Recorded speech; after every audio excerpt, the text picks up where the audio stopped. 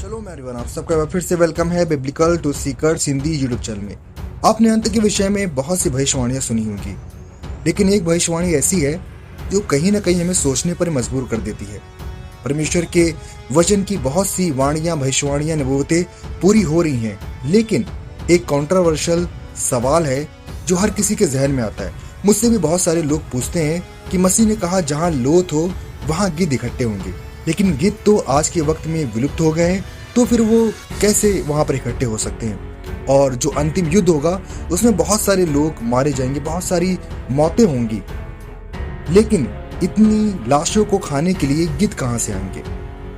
परमेश्वर जो समयों को जानता है, परमेश्वर जो एक एक पल से वाकिफ है, और मसीह जो कि परमेश्वर का वचन है, जब उसने ये बातें कही थी उस वक्त में तो गिद्ध होते थे। आज से 20-25 साल पहले भी गिद्धों की तादाद अच्छी थी, लेकिन जब हम जवान हुए या हम बड़े हुए आज की जनरेशन में, तो हम में से बहुत सारे लोगों ने गिद्धों को देखा भी नहीं होगा। मैं आपको बताना चाहता हूँ कि मैं शहर में पला बड़ा, मैंने आज तक गिद्धों को नहीं देखा कि वो कैसे दिखते हैं। करीब से मैंने आज तक नहीं सूझा समझा कि वो किस प्रकार के होंगे। मेरे जहन में नहीं है कि किस तरह के गिद्ध असल में होते होंगे। टेलीविजन के माध्यम से या यूट्यूब के माध्यम से हमने देखा है, लेकिन असलियत में हमने उसे नहीं देखा। तो आज इस वीडियो के माध्यम से इस पैरेबल, दृष्टांत या तमसील की जो गुत्थी है वो आपके सम्मुख सुलझ जाएगी। वो किस तरह से, वो मैं आपको इस वीडियो के माध्यम से बताऊंगा। वीडियो में आगे बढ़ने से पहले मैं आप सबसे विनती करूंगा कि जिन्होंने चैनल को सब्सक्राइब नहीं किया, मैं चैनल को सब्सक्राइब कर लें, और जिन्हें वीडियो पसंद आए वो लाइक करें और ज़्यादा से ज़्यादा शेयर करें। अगर आप बाइबल से रिलेटेड सवाल या फिर हमसे कोई प्रेयर रिक्वेस्ट बताना चाहते हैं तो आप दिए गए टेलीग्राम नंबर पर संपर्क कर सकते हैं। आप मेरे ग्रुप को ज्वाइन कर सकते हैं, उसका लिंक आपको डिस्क्रिप्शन में मिल जाएगा। आइए समझते हैं इस पैरेबल या फिर दृष्टांत को। जब हम मत्ती रचित सुसमाचार 24 अध्याय उसके 28 आयत को पढ़ते हैं तो वहां पर लिखा है, क्योंकि जैसे बिजली पूर्व से निकलकर पश्चिम तक चमक जाती है, वैसे ही मनुष्य के पुत्र का भी आना होगा। यहाँ पर मसीह की आमद की बात हो रही है, मसीह के दूसरे आगमन के विषय में बात हो रही है। इसके बाद में मसीह बोलते हैं जहाँ लोथ हो वहां गिद्ध इकट्ठे होंगे। ऐसा ही मिलता जुलता जुमला या वाक्य जो है हमें लुका रचित सुसमाचार 17 अध्याय उसकी 37 आयत में भी मिलता है। वहां पर मसीह कहते हैं, या सुन, उन्होंने उससे पूछा, हे प्रभु, या कहाँ होगा? उसने उनसे कहा, जहाँ लोथ हो वहां गिद्ध इकट्ठे होंगे। आप जानते हैं ज़करिया नबी की किताब में लिखा हुआ है कि अंतिम युद्ध जो है वो यरूशलेम के इर्द गिर्द में होगा, जहाँ पर लोथें होंगी। लेकिन सवाल अभी भी वही है कि गिद्ध कहाँ से आएंगे। परमेश्वर हर एक पल को जानता है, तो फिर यहाँ पर क्या अनुवादकों की गलती है, तर्जुमाकारों ने यहाँ पर कुछ गलत किया है, या फिर इसके कुछ और हिडन सीक्रेट्स है? जब हम मूल संस्करण में देखते हैं ग्रीक के, तो वहाँ पर एटोस शब्द का प्रयोग हुआ है। एटोस शब्द का अनुवाद बाज या फिर उकाब होगा।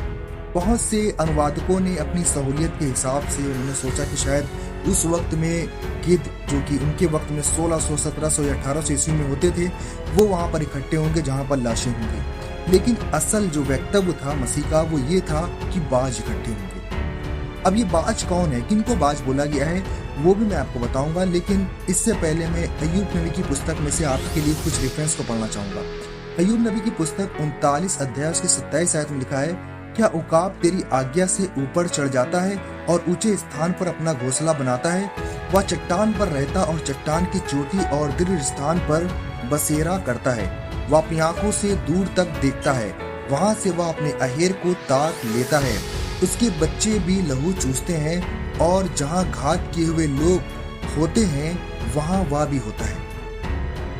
हमने देखा कि अय्यूब नबी की पुस्तक में लिखा हुआ है कि जहां घात किए हुए लोग होते हैं वहां पर बाज भी होते हैं। लेकिन असल में ये बाज है कौन? आज के वक्त में बाज भी काफी तादाद में घट गए हैं, वो भी विलुप्त हो रहे हैं, लेकिन अभी वो आसानी से मिल जाते हैं। लेकिन गिद्ध हमें आसानी से नहीं मिलते हैं। जब ये भयंकर युद्ध होगा जहाँ पर लाशें ही लाशें होंगी, जहाँ पर बॉडी ही बॉडी होंगी, तो मैं समझता हूँ कि बाज भी इतनी बड़ी तादाद में नहीं होंगे कि सारी लाशों को खा सकें। इसका हिडन सीक्रेट क्या है जिसको लोग नहीं समझ पाते हैं? असल में मसीह ने उन लोगों के विषय में ये बात बोली थी जो कि उसके संत हैं या फिर उसके सच्चे विश्वासी हैं। बाज विश्वासियों को बोला गया है।